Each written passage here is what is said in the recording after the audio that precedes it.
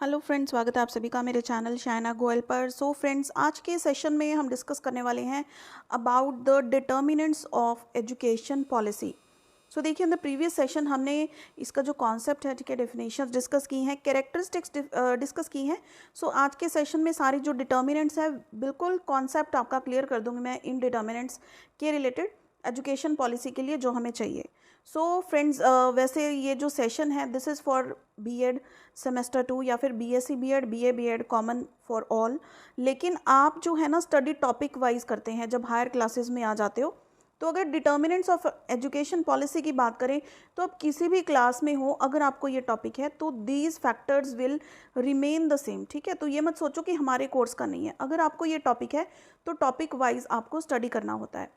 So before I start with the session friends, अगर आप मेरे चैनल पर नए हैं तो इसे सब्सक्राइब कर लें and click on the bell icon to get notifications of my latest uploads. So देखिए, डिटर्मिनेंट, सबसे पहले डिटर्मिनेंट्स का मतलब क्या है। देखो, एजुकेशन पॉलिसी बनाने के लिए बहुत सारी चीज़ों का ध्यान रखना पड़ता है।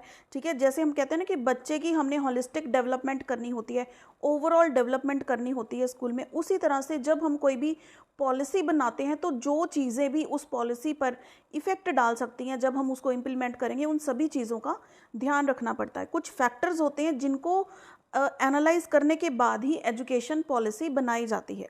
ठीक है, तो वो फैक्टर्स स्टार्ट करते हैं। First is the geographical factors. Geographical मतलब एक्चुअली जिस एरिया के लिए हम ये पॉलिसी बना रहे हैं, ठीक है, जो भी स्कूल इसके अंडर आएगा तो ज्योग्राफिकल फैक्टर उसका क्या होगा, कहाँ पर वो स्कूल सिचुएटेड है, ठीक है, किस रीजन में है, वहाँ पे क्लाइमेटिक कंडीशंस क्या हैं, क्या वो हिल स्टेशन है, रूरल एरिया है, अर्बन एरिया है।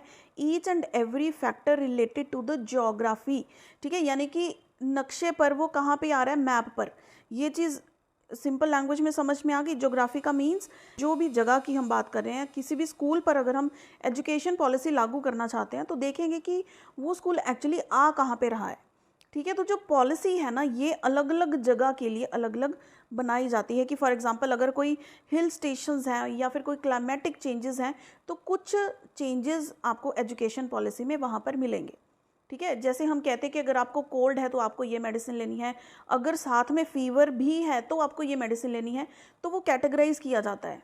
तीन चीज़ें हमारे यहाँ पर मेन है, मेन आस्पेक्ट्स हैं। First is the climatic conditions, second is population distribution, किस तरह की पॉपुलेशन है, कितनी पॉपुलेशन है, ठीक है, ताकि वो सारी पॉलिसी उस चीज़ को एकोमोडेट कर पाए।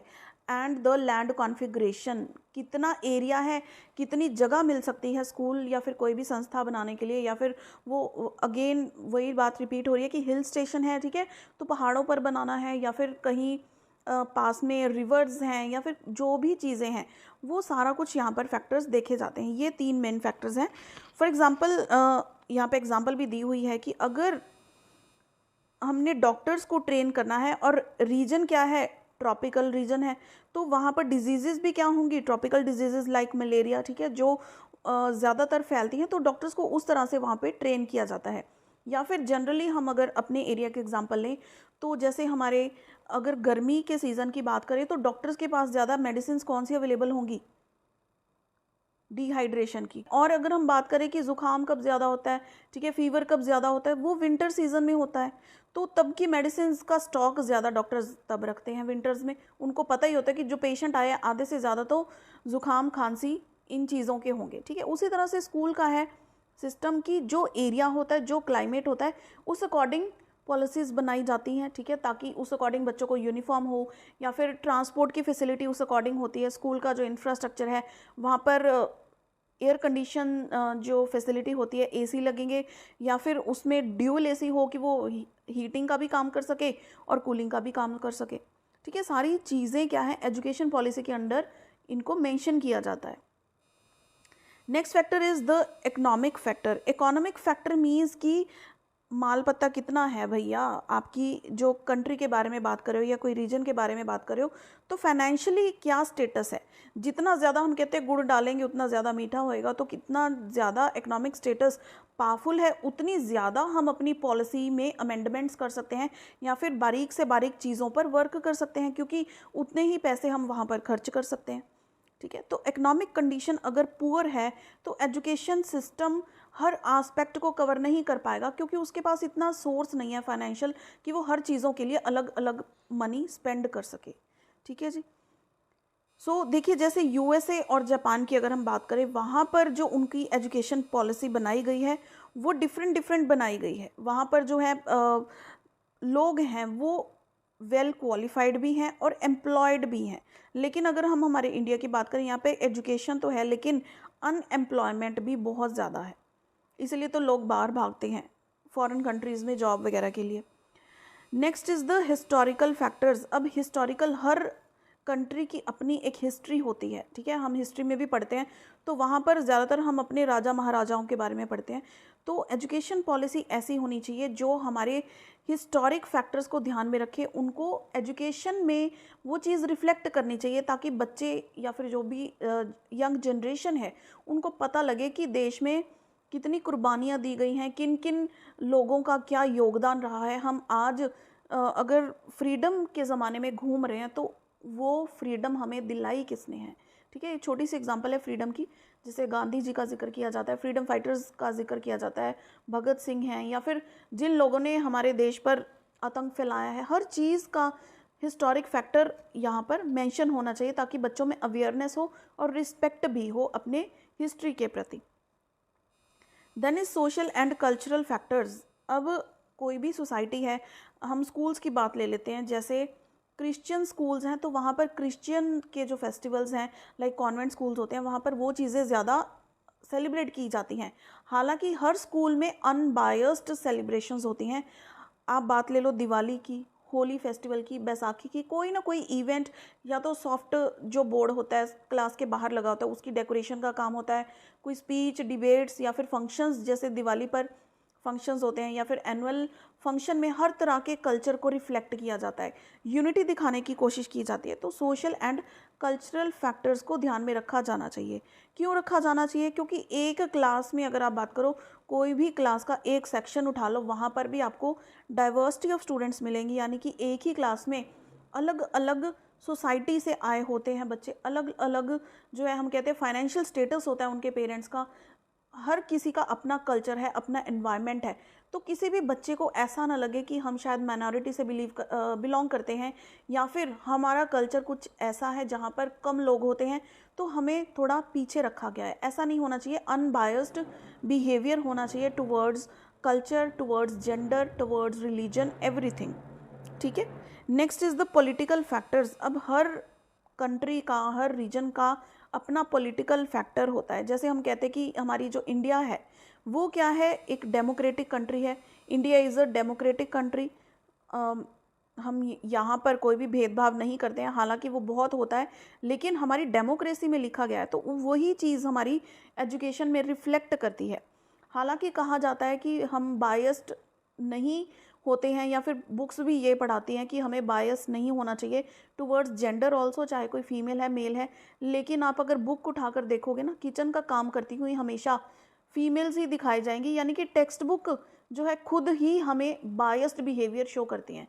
अगर कोई बैंकिंग सेक्टर दिखाएंगे, या फिर कोई हम कहते हैं कि कंपनी की पिक्चर होगी, तो वहाँ पर एक मेल पर्सन दिखाया जाएगा, अच्छा सूटकेस वगैरह उसके हाथ में है और सूट पैंट में वो दिखाया जाएगा। It means again biasedness is being shown over there, कि अगर घर का काम है तो औरतें दिखाई जाएंगी, अगर बाहर का काम है तो मेल्स दिखाए जाएंगे। Next is the religion factor. Religion and beliefs, ये चीज़ें भी हमारे एजुकेशन सिस्टम में रिफ्लेक्ट होनी चाहिए। एग्जांपल दी गई है कि स्कूल जो है, school days generally Monday to Friday होते हैं, ठीक है। कई स्कूल्स में सैटरडे सेकंड या फोर्थ सैटरडे की छुट्टी होती है, 2 सैटरडेज लगा लेते हैं ताकि एक्टिविटीज़ करवाई जा सके बच्चों को। Otherwise generally Monday to Friday working days होते हैं, क्योंकि जनरली कहा गया है कि जो सैटरडे और संडे होता है, वीकेंड होता है, वो वर्शिप डेज माने गए हैं, ठीक है। जो अपने रिलीजन को भी हम कुछ दिन देना चाहते हैं, तो वो होता है Saturday and Sunday. Next is the language factor. Language क्या है किसी भी कम्युनिटी की? जैसे हम इंडिया की बात करें तो हमारी देश में इतनी सारी स्टेट्स हैं, हर स्टेट की अपनी अपनी लैंग्वेज है, बहुत सारी भाषाएं हमारी कंट्री में बोली गई हैं। तो NEP 2020 अगर आपने पढ़ी है, वहाँ पर भी 3 लैंग्वेज फार्मूला बताया गया है कि स्कूल में वो इम्प्लीमेंट होना चाहिए। First is the main is the mother tongue, यानी कि 5th क्लास तक बच्चों को अपनी मदर टंग जो उनकी नेशनल लैंग्वेज नहीं मैं बोल रही हूँ, नेशनल लैंग्वेज की बात नहीं कर रहे हैं हम, आपके रीजन की, जैसे हम अगर पंजाब में हैं तो हमें पंजाबी में पढ़ाया जाना चाहिए 5th क्लास तक, क्योंकि वो लैंग्वेज हम घर से सीखे हुए हैं। ठीक है, हिंदी में पढ़ाया जाना चाहिए क्योंकि वो चीज़ें हमें अच्छे से आती हैं बोलनी। टीचर्स क्या है, रटी रटाई चीज़ें इंग्लिश में बोलते रहते हैं, लेकिन बच्चों की कॉन्सेप्ट फॉर्मेशन तो होती नहीं है।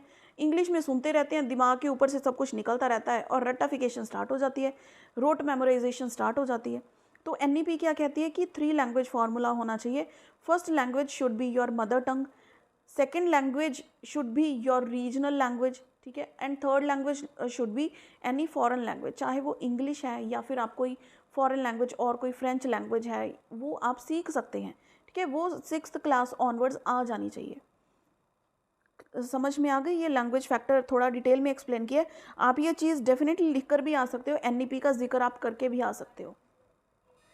Next is the technological factors. अब देखो दिन ब दिन टेक्नोलॉजी इतनी वास्ट होती जा रही है। अब आपको क्लास में समझ में कुछ आए ना आए, आप बीएड की क्लासेस लगा रहे हो, आपको टेंशन नहीं है, क्योंकि आपको पता है यूट्यूब पर आपको बहुत अच्छी क्लासेस मिलती हैं। जो स्टूडेंट्स मेरे साथ जुड़े हुए हैं जिनको यहाँ से समझ आता है वो यहाँ से पढ़ते हैं, किसी को टॉपिक नहीं भी समझ में आता तो कहीं और से पढ़ते हैं। देखो टॉपिक समझ में आने की बात होनी चाहिए, ये नहीं कि आप यहीं से पढ़ो या फिर कहीं और से पढ़ो। जो टॉपिक आपको जहाँ से समझ में आता है वो पढ़ो, आपका फ्यूचर है। ठीक है, सो टेक्नोलॉजी इतनी वास्ट हो गई है कि आपके पास नॉलेज का इतना ज़्यादा सोर्स है। यहाँ पर मेरे चैनल पर आपको मैं सारी चीज़ें जो है फ्रीली अवेलेबल करती हूँ। No money is charge for any type of notes या फिर एनी टाइप ऑफ क्लासेस, क्योंकि मेरे लिए ये क्या है, एक तरह का मेरा पैशन है पढ़ाना। ठीक है, मैं चाहती हूँ कि जितनी नॉलेज मेरे को है मैं एटलीस्ट अपने स्टूडेंट्स को वो दे सकूँ। सो देखिए, अब जो हमारा फाइनल डिटर्मिनेंट है that is determinant relevant to India. अब आप सोचेंगे कि इंडिया की तो बात हो रही थी ऊपर, लेकिन वो बात क्या है, वो ओवरऑल है पूरी दुनिया में जो एजुकेशन पॉलिसीज़ होती हैं। ठीक है, वो चीज़ें हर कोई कंट्री अपनी एजुकेशन पॉलिसी इन सभी फैक्टर्स पर बनाते हैं। लेकिन मैं आपको एग्जांपल दे रही हूँ हमारे रीजन, क्योंकि हम यहीं पे रहते हैं, हमें ये चीज़ें ही अच्छे से समझ में आएंगी। एग्जांपल वो समझ में आती है जो हम रिलेट कर पाते हैं खुद के साथ। ठीक है, तो लेकिन कुछ स्पेशल जो डिटर्मिनेंट्स है रेलिवेंट टू इंडिया वो क्या है, असेस टू एजुकेशनल अपॉर्चुनिटीज़। अब देखो हर पर्सन के पास इतना फाइनेंशियल स्टेटस नहीं होता, तो गवर्नमेंट ने, सरकार ने कुछ ऐसी स्कीम्स भी चलाई हैं।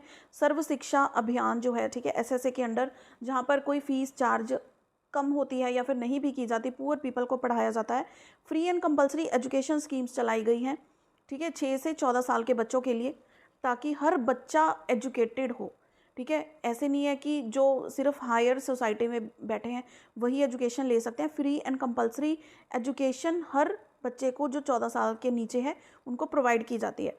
Equity in the distribution of educational services, education के रिलेटेड जो भी सर्विसेज प्रोवाइड की जाती हैं वो इक्वली सबको मिलनी चाहिए। इक्विटी का मीनिंग क्या होता है, इक्वालिटी चीज़ और है, इक्वालिटी है सभी को एक नज़र से देखना। लेकिन इक्विटी क्या कहती है, एक नज़र से देखो, लेकिन इतनी स्मार्ट नज़र से देखो कि अगर किसी के पास ऑलरेडी रिसोर्सेज हैं, ठीक है, आप सभी को बराबर मत बांटो, इतने रिसोर्सेज बांटो कि सभी एक लेवल पर आ सकें। ठीक है, अगर सपोज 2 बच्चे हैं यहाँ पर, ठीक है, बिल्कुल छोटी सी एग्जांपल देती हूँ, एक के पास ऑलरेडी 5 टॉफ़ीज़ हैं, ठीक है, एक के पास 3 टॉफ़ीज़ हैं। हम चाहते हैं कि सभी के पास इक्वल चीज़ें हों, तो एक बच्चे को पास, जिसके पास 5 टॉफ़ीज़ है उसको 5 और दोगे, और जिसके पास 3 है उसको 7 दे दोगे, ताकि वो इक्वल लेवल पर आ सके। समझ में आया? ये चीज़ है इक्विटी।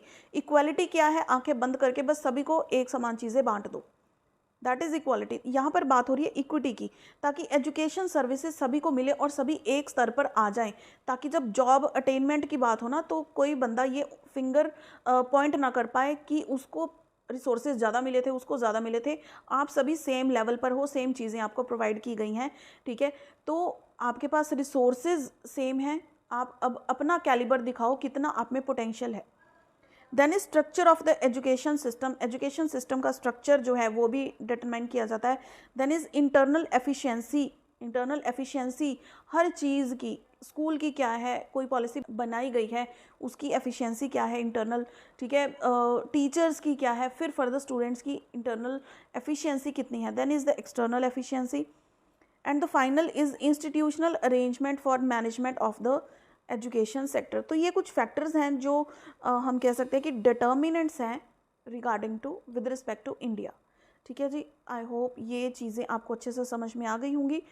सो वीडियो को लाइक एंड शेयर ज़रूर कीजिएगा और आने वाली वीडियोज़ में हम इसके जो और टॉपिक्स हैं वो भी डिस्कस करेंगे। So see you friends in the next video, till then keep watching.